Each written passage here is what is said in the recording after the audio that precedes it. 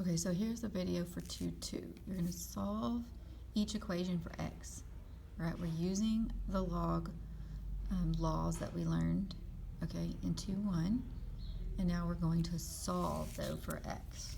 Solve each equation for x. So you have log base 7 of x equals 2. So you're going to rewrite it in exponential form. Exponential form. Let's remember what that was. Let's see, we had b to the k equals n, right? And then our log form, I'm just going to write these up here so you have them. Log base b of n equals k. So we learned that in Unit 1. Okay, so we need to keep referring back to that. Because the first step here in solving this is converting it to exponential form. So your b is 7, right? Your n is x, and your k is 2. So we're going to rewrite it like this. So it's going to be 7 to the second power, because that's your k, equals n, which is x. So I just used that form right here. Okay. So 7 squared is 49. So 49 is equal to x. Okay, so on your solution, you would put x is equal to 49. It's that easy on the first one. All right, let's look at the second one. This is going to be using the same form. So your log form is log b, base b, to n equals k. So now I'm going to rewrite it here. So your b is x, and it's to the 3/2 power equals 27. So how do we get rid of an exponential power? You multiply by the reciprocal.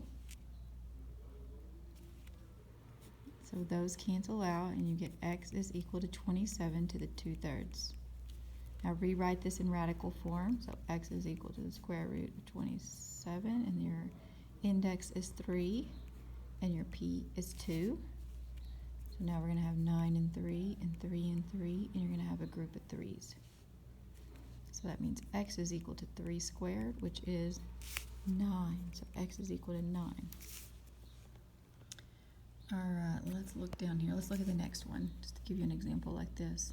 So exponential form would be x to the 0 power equals 2. Still using b to the k equals n. But x here, anything to the 0 power is equal to 1. Anything to the 0 power is always 1. Okay, so that's your note there. So this is not true. This cannot be possible. Okay, so we would write no solution when you get something that's not possible. All right, let's look at number 4. So we're going to rewrite it, and you're going to have 2 to the x equals 64. So if we need to know how many 2's go into 64, we can just do our little factor tree over here and count up the number of 2's. 1, 2, 3, 4, 5, 6. So 2 to the 6th power is equal to 64. So x is equal to 6. Okay? So that's the front page. So now let's look at the back. So here's some equations. Now you're going to start using some of the laws that we learned in 2-1. So here we have log base 2, so you're going to have 2 is your b, k is 4, and n is x minus 9. So 2 to the 4th, 2 times 2 is 4, 4 times 2 is 8, 8 times 2 is 16. So 2 to the 4th is 16, x minus 9. So add 9 on both sides, and you're going to get 25 is equal to x. So x is equal to 25. Okay, let's look at number 6. So here, when you need to isolate the log when you have other stuff. So this 2 and this 15, we need to move over and isolate our log and then rewrite it in exponential form. So you're going to minus 15 both sides. 2 log base 2 of x equals 10. Now we need to isolate the log, which is just that part. So that means we need to divide by 2 to get rid of that 2. And you're going to have log base 2 of x is equal to 5. And now you can rewrite it in exponential form.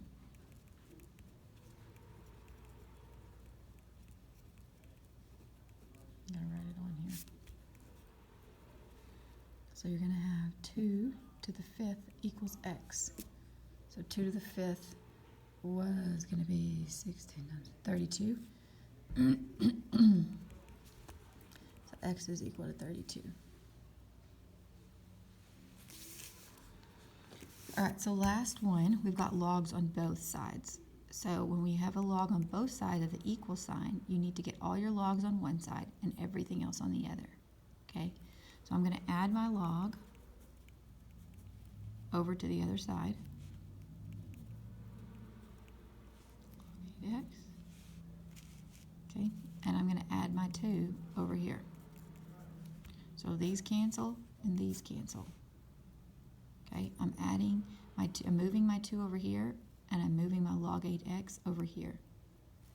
So you're going to have log base 8 of 4 plus log base 8 of x, oops, okay, equals 2. That's all we have left over here. All right, so now our law 1 that we learned in 2:1 says that when you have an addition sign right here, you combine the 4 and the x. So log base 8 of 4 times x, which is 4x, equals 2. Now I can rewrite it now, because I have my log combined as 1. I can rewrite it in exponential form.